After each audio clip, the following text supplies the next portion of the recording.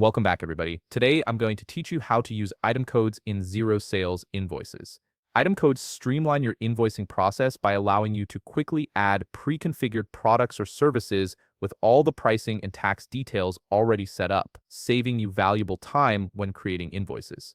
First, open your web browser and navigate to Xero.com. Once the page loads, you'll need to log in to your Xero account using your email address and password. Make sure you have your credentials ready to access your account dashboard. After logging in successfully, locate the Sales option at the top part of your screen. This is typically found in the main navigation bar where all your primary business functions are organized. Click on it and a drop-down selection will appear with various sales-related options. From this menu, select Products and Services. This section is where Xero stores all your inventory items, services, and anything else you regularly sell to customers. From this page, you'll see all the products and services you currently have in your Xero account listed in an organized view. Take a moment to familiarize yourself with what's already there. Now look at the top right corner of your screen and click on New Item. This button opens up the item creation form where you'll build your new product or service from scratch.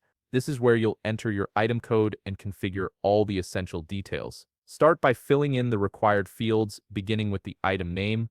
This should be something clear and recognizable that you'll easily identify when creating invoices later. The item name is what appears on your customer-facing documents, so choose something professional and descriptive. Next, move down to the Purchases section. Here you'll add the cost price, which represents what you pay for this item from your suppliers. Then select the purchase account, which is the account this item is associated with in your chart of accounts. This ensures your purchases are tracked correctly in your financial records. After that, enter the tax rate that applies to this item when you purchase it and include a description for the item that helps clarify what it is for your internal records. Now you'll need to fill in the Sell section, which controls how this item appears on your sales invoices. Start with the sale price, the amount you charge customers for this item. Then select the sale account, which is the income account this item is associated with. This determines where the revenue gets recorded in your accounts. Enter the tax rate that applies when you sell this item, as it may differ from the purchase tax rate depending on your location and tax regulations. Finally, add a description that will appear on customer invoices to clearly explain what they're being charged for. Once you've reviewed everything and made sure all the details are configured correctly, click on Save. Xero will process the information and add this item to your products and services list.